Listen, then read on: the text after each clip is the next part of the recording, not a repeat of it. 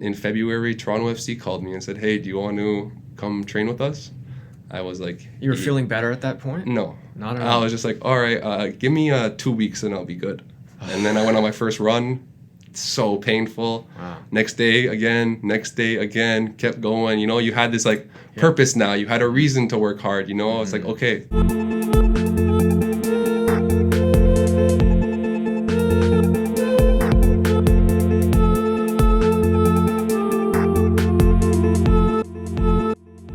Hello, and welcome to EstoCast. In each episode of EstoCast, join us as we discuss books, music, art, history, science, and more, and discover Estonian culture in Canada, Estonia, and elsewhere. I'm your host, Vincent Detsov, and today we're diving, pun 100% intended, into the world of professional soccer with goalkeeper Andreas Vaikla. Now, in our previous Estonian language episodes, we started to talk and hear a little bit more about sports. After all, the Estonian Ministry of Culture has declared 2023 to be liikumisaasta, or the Be Active year. But this is our first foray into that topic on the English language side of things. Andreas lives and breathes this concept of being active as a pro soccer player. He's been on the pitch from an early age, representing Estonia on their under-16 team. A chance encounter during a match against Ireland's team led to him being scouted for West Bromwich Albion's academy in England. From there, he's had epic wins and setbacks too. But let's hear from the man himself. Andreas, thanks for stopping by to be on the show. Pleasure to be here. So, I want to start things out a little bit differently than we usually do, because I've been thinking a whole lot about coincidences, miracles, those kind of things. Do you believe in fate or destiny? Do you believe one or both of those things played a part in your story as an athlete? I think it plays a part in almost everyone's story. One of my favorite quotes is, as faith without works is dead. So if you believe in something, but if you don't work hard at it, then it's irrelevant. Mm-hmm. So, yeah, that's kind of how I live my life. I want to accomplish certain things, and I got to work hard for those things. Mm-hmm. You've been working on this for how many years now? I played soccer, started when I was about 6 years old, probably started taking it seriously when I was about 13, 14, but really started taking it seriously at 16 when I went to West Brom and really saw the highest level of the game. They're training every day, while before that, when I'm in Toronto, I'm training 3 times a day. Mm-hmm. And from there, you had to see that there's another level to this game. Was there a sense early on that among your other teammates that you stood out and that you were going to go pro? There was certain things, certain aspects. Obviously, I was a lot taller. I'm a big kid, but there's definitely an athletic standpoint and some hand-eye coordination because I played a lot of sports as a kid. But there was nothing significantly better than I did, in my opinion. It was more of an attitude that I wanted to do it. Mm-hmm. What was it like getting that starting to go pro or aim in that direction at least, and start training more intensely than the others, right? It's definitely a big transition from going from Canada to West Bromwich Academy to going to play with the men's team and the first team when I was 18. Mm-hmm. They're all big transitions, and there are steps you got to take in life, and you got to either adapt or die. Yeah. Was that atmosphere at the academy really intense when you arrived? Oh, for sure. I mean, think about it. You're 16 years old. The normal kid usually just goes to history class, goes to lunch, hangs out with his friends. Yeah. Now I'm moving across the ocean with none of my friends, none of my family, and you're training every day. Your life is football, and there was a lot of days those first 6 months where you're homesick, you want to go home, but you just kind of got to push through it, and eventually you enjoy the fruits of your labor. I'm just trying to picture what that kind of environment was like. Was it like your typical high school in the way it looked, or was it, were you getting out in England? Yeah, in England, yeah. No, really, we went to school about 3 hours a week. Uh-huh. So the general day was get there, train in the morning, train in the afternoon, mm-hmm. play games on the weekends, and your life is kind of revolved around soccer. Mm-hmm. Yeah, so you don't have to be distracted by other. No, like you live in as well in what's it called? I forgot what it's called in English, but we called it digs Okay. In England, where you live with a family. Okay.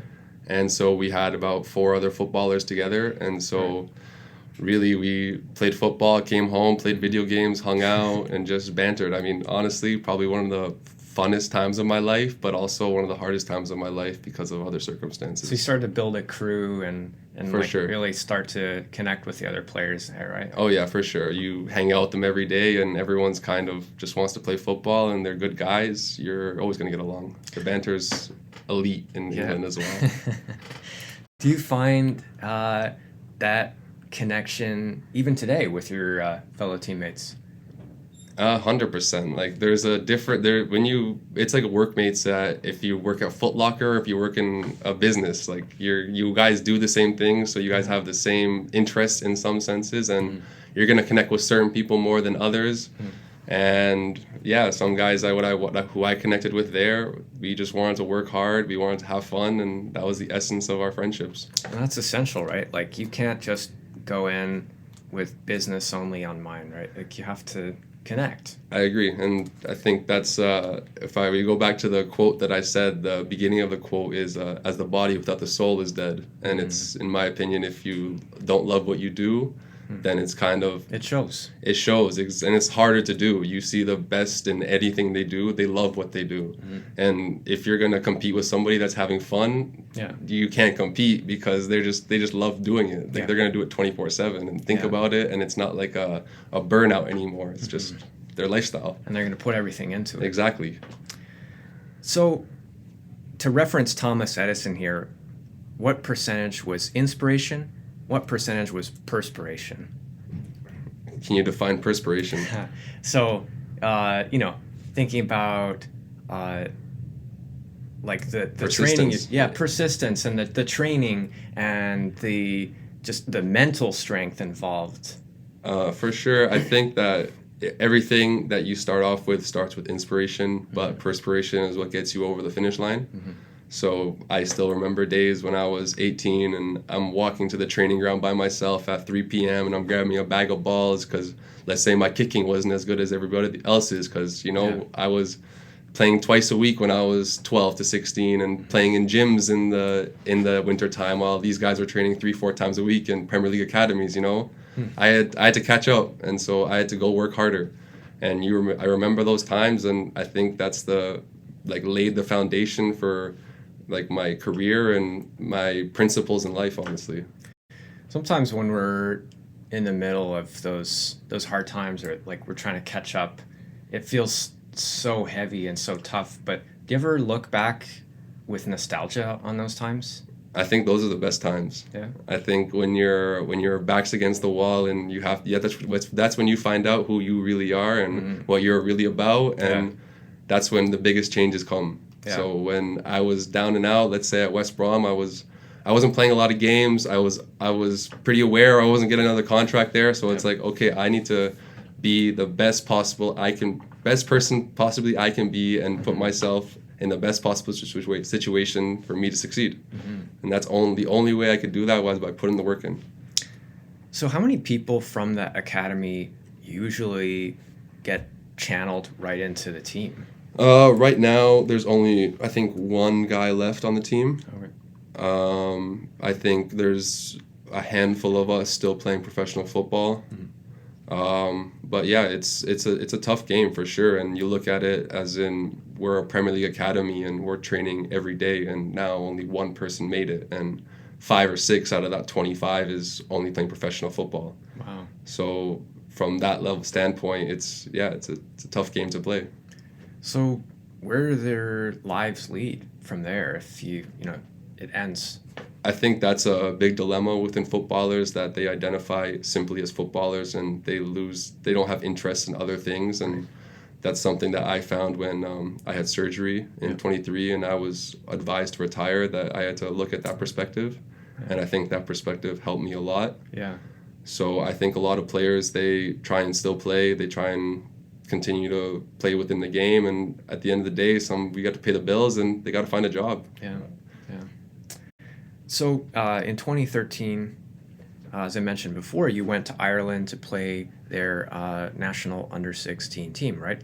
So what exactly happened there? What was the lead up to you being scouted? Yeah, in 2013, we just finished our season with the Wexford Wolves in Scarborough. My dad was a big factor in that, honestly. He made some connections within the Estonian Football Federation, and they invited me out to just go for a trial, join the team. And when I went on the pitch, I did what I had to do, and they gave me the start in the first game. And I had the same thing. Like, I didn't know who was watching. I just made my debut. I wanted to do well. I was a 15-year-old kid, and luckily there was a lot of scouts there. One was a West Bromwich Albion scout, and I called them. They wanted to bring me on trial, did well on trial, and within 6 months after grade 10, I dropped out and moved to England. Huh. So when you were playing against Ireland, you were on the Estonian under-16 team. Right. When you went into that, was it like you speak Estonian fluently? Yeah. I'd say not completely fluently, but enough to get by. Yeah. And so, like, was it easy to fit into that team environment? Yeah, like, it's not the easiest because, like, if you speak another language, your second language, you can't bring out your first full personality. Yeah. And I think the biggest issue with that is humor. Yes. You can't be funny in a second language. Yeah. I've had that issue even when I lived there and whatever. And you could tell it when I moved in abroad, other places, that, like, when I've lived in Sweden, that people don't want to speak their second language because they can't just express their full personality. I get that 100%. But I think we compensated for it. Obviously, we're just 15-year-old kids. Yeah. We got by.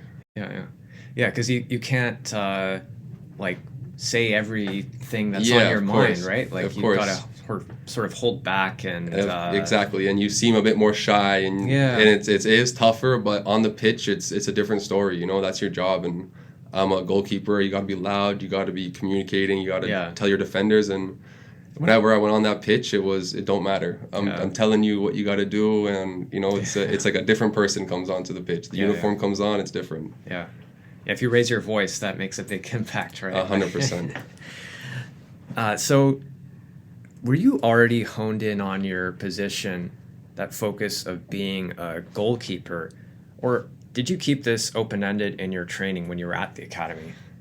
Oh, I mean, I was this is from way back. I think I've thought about this a lot recently as well on why I became a goalkeeper. I think a big influence on me was Mart Poom, the legend. Yeah. So when we were in 2004, went to Estonia with a family, and you see that Mart Poom's the legend in Estonia. He's a goalkeeper. Yeah. I want to be like him. Yeah. Dad, get me a pair of gloves. Kick the ball at me. And then from there, it just kind of rolled on. It's like, all right, I guess, you start slowly identifying yourself as this. And coming from Canada, you play a lot of hand sports, basketball, volleyball, American football, and I loved all of them. Okay. And so they translated it a lot easier into being a goalkeeper. And just fell in love with it a little bit. So he's your idol. He for sure, definitely up there. Have you met him? Yeah, he was my coach for a while. So we got I started training with him when I was 15, 16 as well. And then now he's the senior national team goalkeeper coach. So I made my senior national team debut at 19, and from there we worked together. And it was just a working experience. It wasn't really a starstruck moment for me, honestly. You got to keep your focus for sure, right? No, for sure. But that's really that's fortunate that you get that chance to work with an idol like that.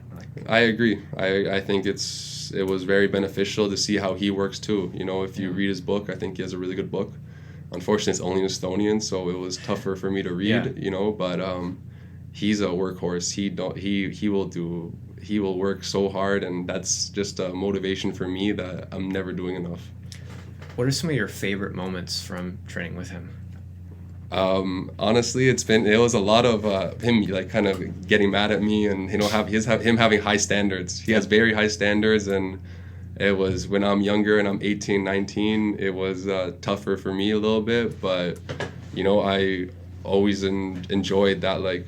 I think that's another thing. He instills high standards in you, and whether that's on the pitch or off the pitch, I think that's something that can always benefit somebody. Yeah. Since then, You played on teams in Sweden, Norway, the Åland Islands in Finland, and in Estonia, of course, where you were in Narva. What are your favorite and least favorite parts about being so mobile? The favorite part is definitely you get to experience new cultures. You never really settle down, so you never can get that bored. Mm-hmm. The unfortunate part is I think you can't build your own network. Mm. So whatever you build and the friendships that you build usually disperse within the year and stuff like that. And obviously you can't keep in contact with everybody, as well as you just don't have like your own home. Like you're always living kind of out of a suitcase. Yeah. Which in some senses can be good because you have to have minimal amount of things so you don't start becoming a pack rat and stuff. But I think at those young ages, you get to see the world and you get to experience new things. I mean, with the national team, some years I was in 2 countries a month every year, every month for a year. Which city or town has made the biggest impact on your personality? Oh, that's a good question. Toronto, 100%. Has to be Toronto. It's my favorite city. It's where you get my personality from, and this is home. Yeah. But outside of that, I think Birmingham for sure, England. Birmingham. Okay. It was a great time. It's a lot of it was banter and hard work, which is kind of like the two things that I principle myself on, and those two were at the extreme there. Nice. What were some of your favorite spots in Birmingham? Like to go out to eat with your friends, maybe. Yeah, obviously we were like 16 to 18, so the salaries weren't too high. So Nando's was a staple in our diet for sure. Go for cheeky Nando's. Exactly, that was the big staple. I mean, if you're gonna have banter, that's where you take it. 100%. As well, Tallinn, I'll have to say, is one of my favorite cities in Europe, and I've been to almost every country in Europe, and town still stands at high regard. Oh yeah. The only disadvantage there is the weather. Yes. Yeah. But you're used to it. You're Canadian, right? I'm not used to it. I'm still preferring the warm weather with the palm trees. Okay. So maybe you need to go play in Spain or something. I mean, I would be happy to go to play in Spain, honestly. Do you develop an attachment to each place you move to? Not at all. I think it's more of a detachment, and I think that's what's happened is I've become very detached to my experiences and my emotions and things. So it's not, I think there was a Robert Greene quote where it's like nothing's bad, nothing's good, it just is. And if you take it like that, then it's not, you can't get too down on yourself, you can't get too up on yourself, that's your process, that's your journey, and you just keep on moving. Yeah.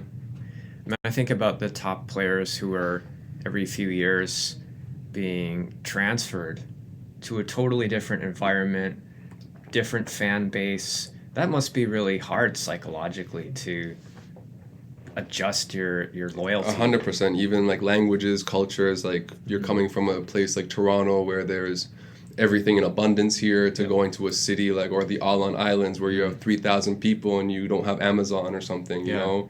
It's like a completely different lifestyle, but it's like I said before, you either adapt or die. Yeah. And at the end of the day, I think those experiences are what cultivate your personality and who you are. And exactly, you gotta either adjust to yourself or you kind of give up and say, I can't do this anymore, and go home and go back to your comfortable life. Yeah.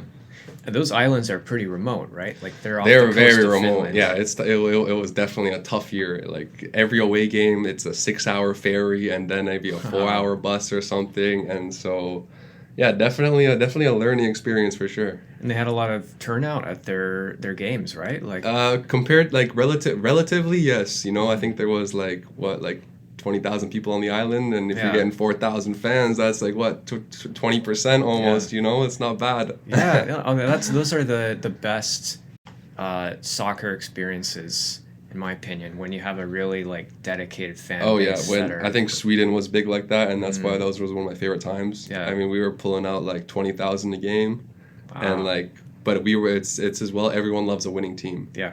And so we won the league that year. We were top of the league the year after that. Nice. And so we're pulling in 16 to 20,000.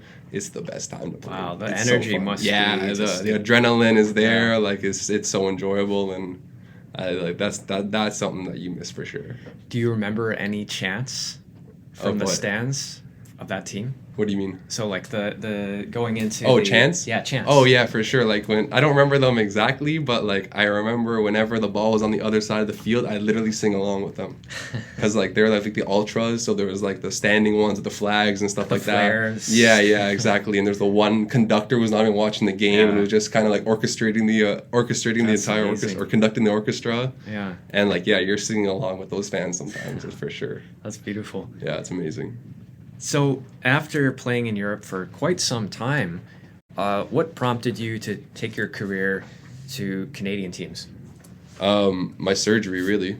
So in Estonia, when I moved to Finland, I started having a hip pain, and then 3-4 years after that, it became so painful that like I'm just like I can't walk, I can't kick a ball, I need to get surgery, and they found out that I had something called FAI, where it's your femur bone grows an extra bone into it, and so it doesn't fit into your capsule.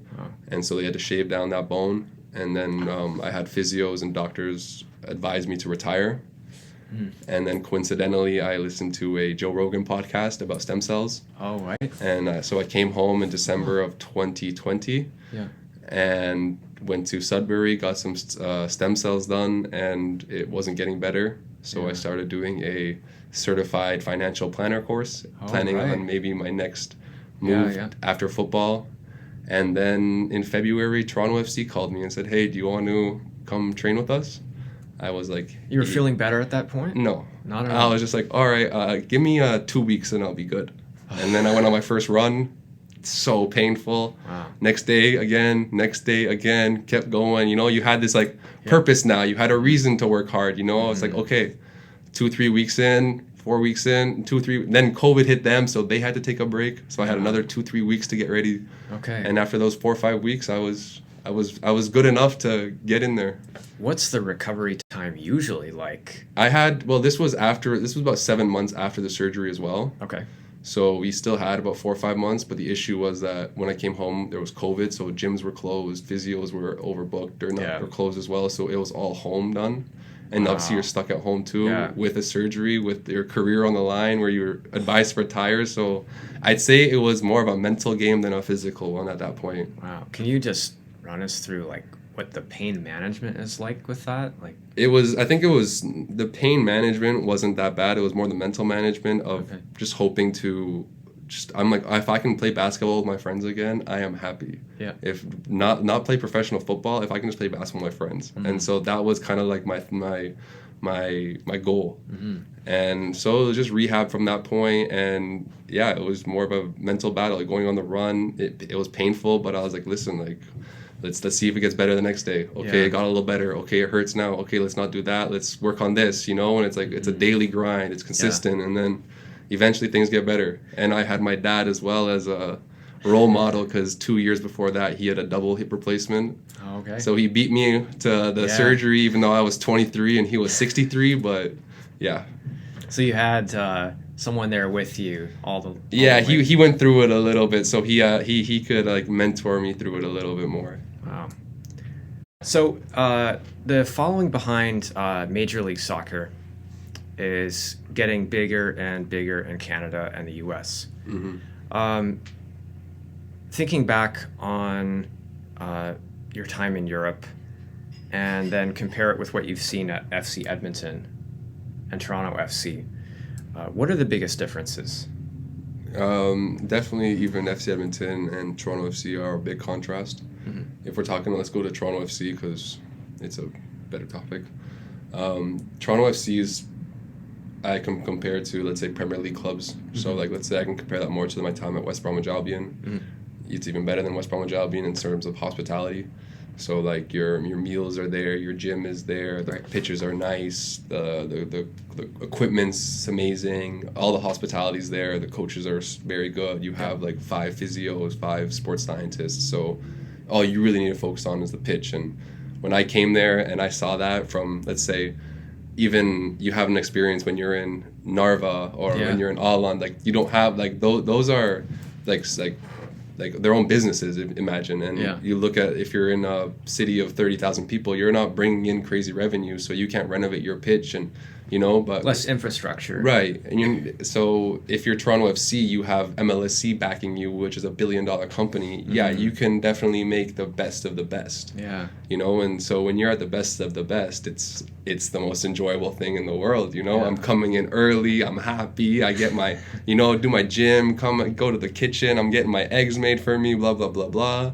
You go to Narva, I walk in the first day, I'm like, yo, where's the physio room? Where can I warm up? They're like, physio room? No physio room. They don't have. And I'm like, okay, they have this little container with 25 guys in it, and with a artificial pitch that's 25 years old, and it's painful to, dive on and play on. And so it's a big contrast, but it's something that I think when you go through the mud, you take much more for granted the sun. Right.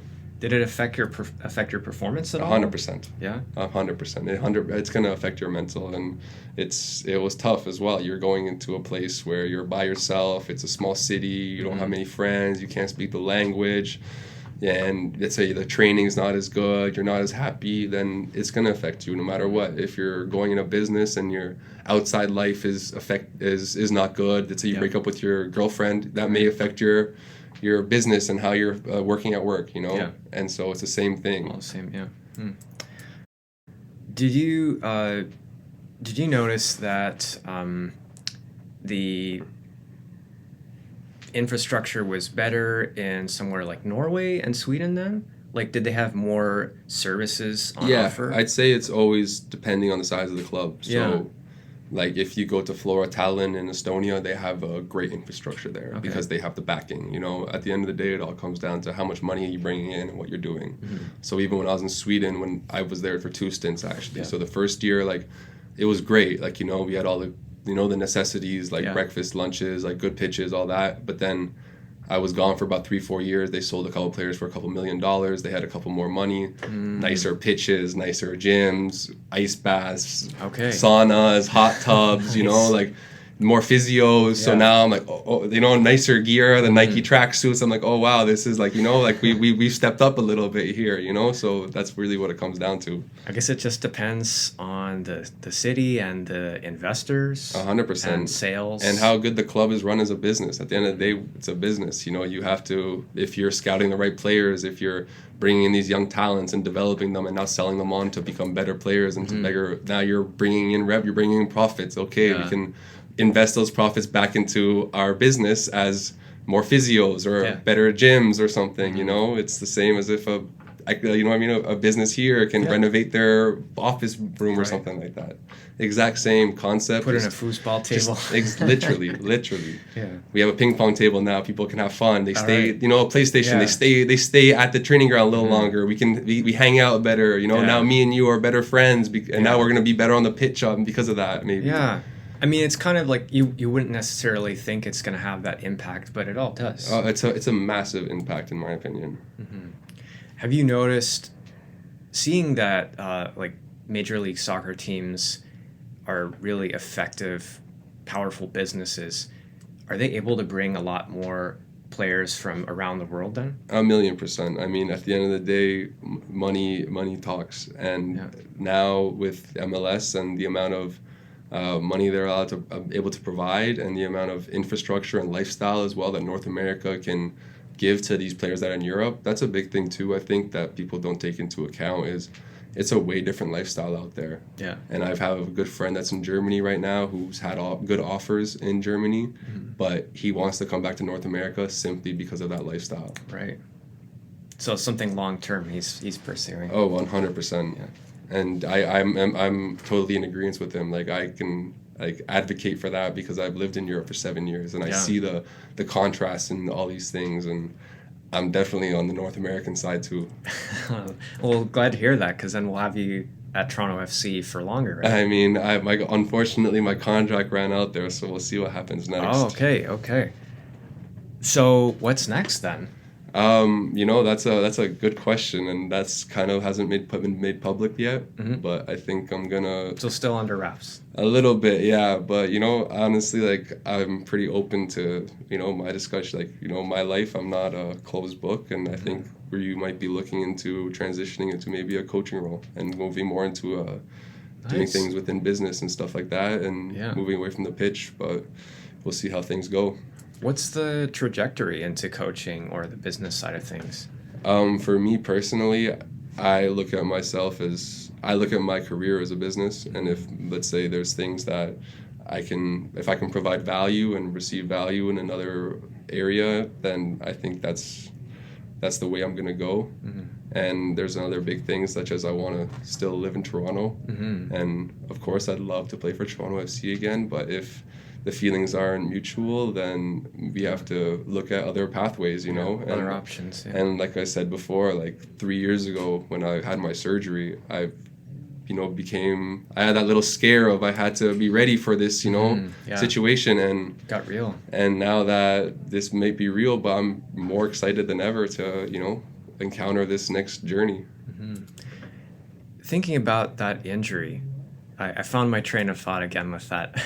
So, injury being so common among professional athletes, to the point where it delays goals or worse, ends an entire career. Would you say that it's unavoidable with your body being pushed to the limit so much? 100%. Like that's a big thing as well. Like being a professional athlete, people say, "Oh, it's so easy. You train like an hour and a half a day, and you have the rest of your day."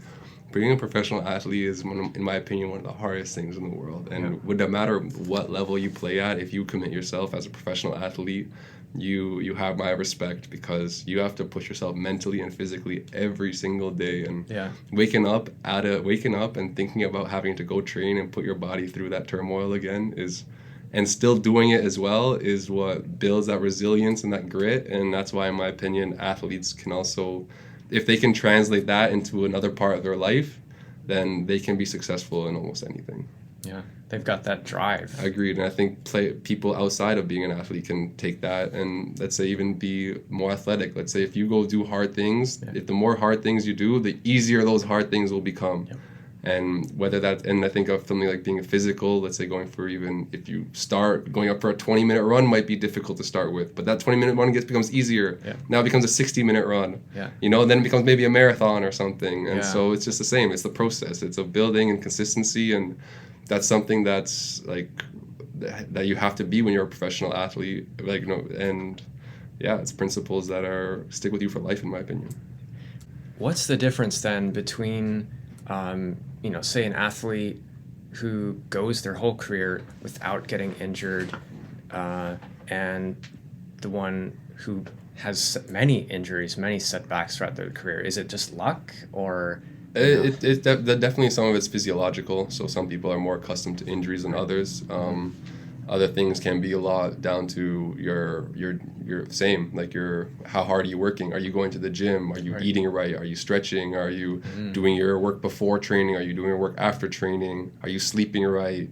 Is your mind right? There's a lot of different variables that can be, you can have XYZ here or, ABC there. It depends on the person. So you've come back strong now, you've recovered, and you're back playing with full force.